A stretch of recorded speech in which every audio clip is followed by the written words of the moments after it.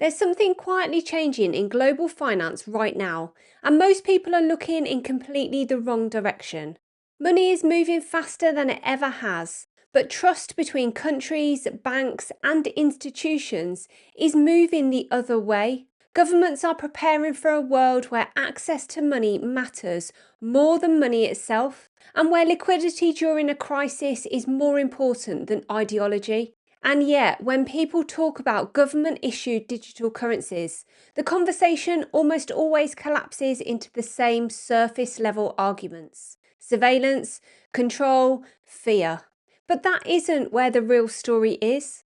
Because what's actually happening has very little to do with how you pay for your coffee, and everything to do with who controls liquidity when the system is under stress. And once you see that, a lot of future market behaviour suddenly starts to make sense.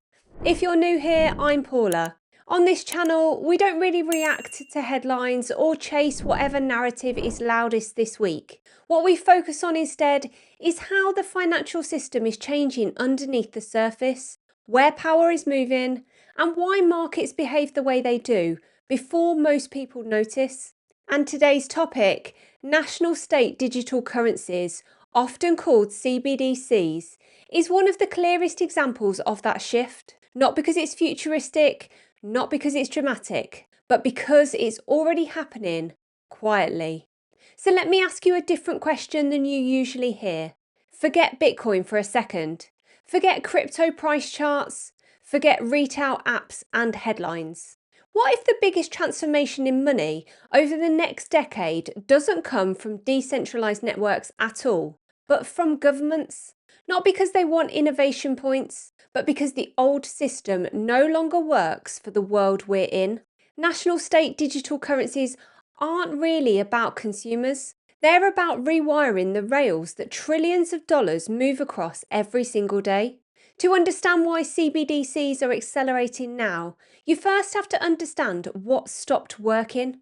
The global financial system we still rely on today was built for a slower, more cooperative world. It's based on correspondent banking, layers of intermediaries talking to each other through systems like SWIFT, and settlement that can take days, sometimes longer when time zones or holidays get involved. That system worked when trust between countries was higher, when finance wasn't routinely weaponised, and when crises moved more slowly.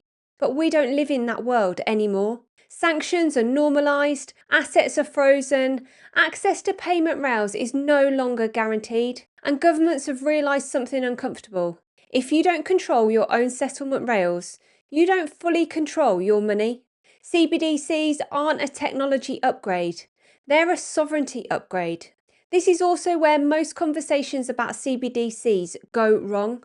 Retail CBDCs get all the attention because they're easy to talk about. Phones, wallets, tracking, they trigger emotion. But retail CBDCs are largely a distraction when it comes to global liquidity. The real transformation is happening at wholesale level. Wholesale CBDCs are designed for banks, central banks, and clearing institutions. They sit at the interbank layer, the level where foreign exchange is settled, where liquidity is injected during stress, and where financial crises are actually managed. This is where trillions move.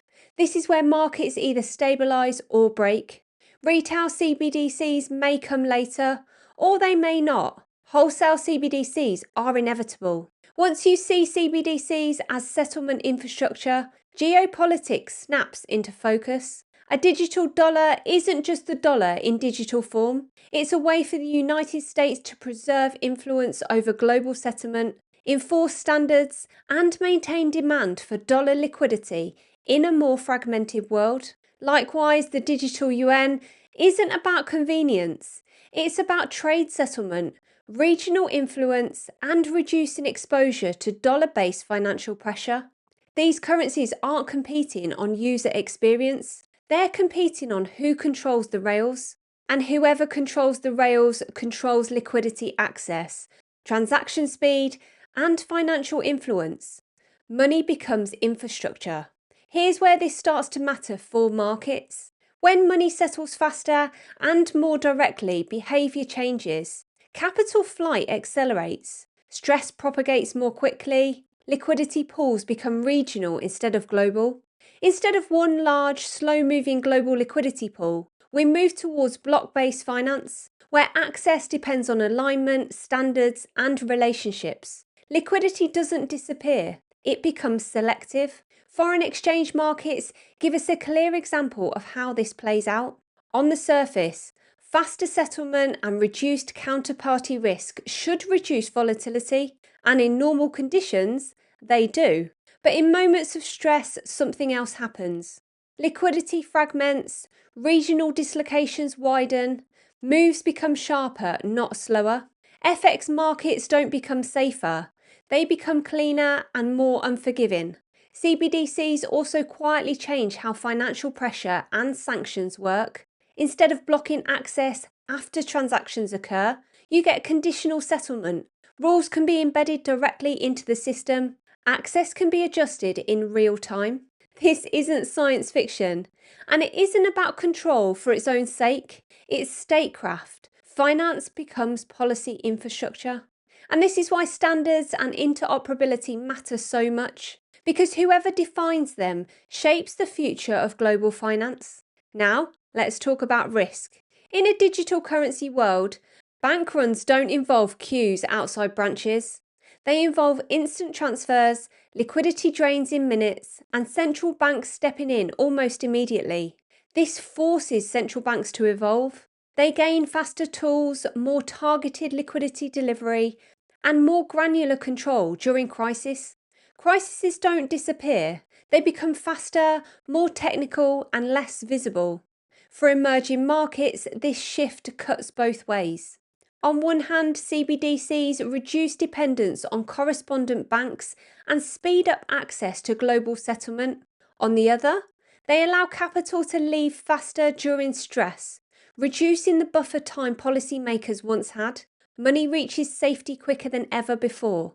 That changes how risk behaves globally. This also isn't a fiat versus crypto story, it's a layered system. CBDCs sit at the settlement layer. Tokenized assets sit above that.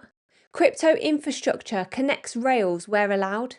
This is where real crypto utility lives, not in memes, but in interoperability, settlement, and infrastructure. So, what does all of that actually mean for normal people? And should anyone be scared?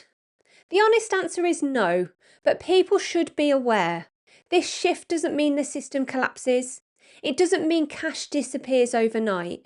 And it doesn't mean your day-to-day life suddenly changes. But what it does mean is that money is becoming faster, more intentional, and more conditional. Markets will react quicker. Crises will develop faster. Opportunities will appear and disappear in shorter windows.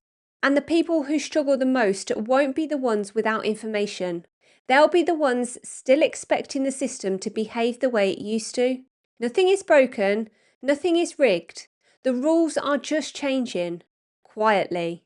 And this is exactly why on this channel we focus on structure, plumbing, and power, not just price charts and predictions. Because the biggest changes in finance don't arrive with announcements. They arrive and then everything else adapts around them. If this helped you see the bigger picture a little more clearly, make sure you drop me a like, make sure you're subscribed to the channel. Thank you so much for watching, and I'll see you in the next one.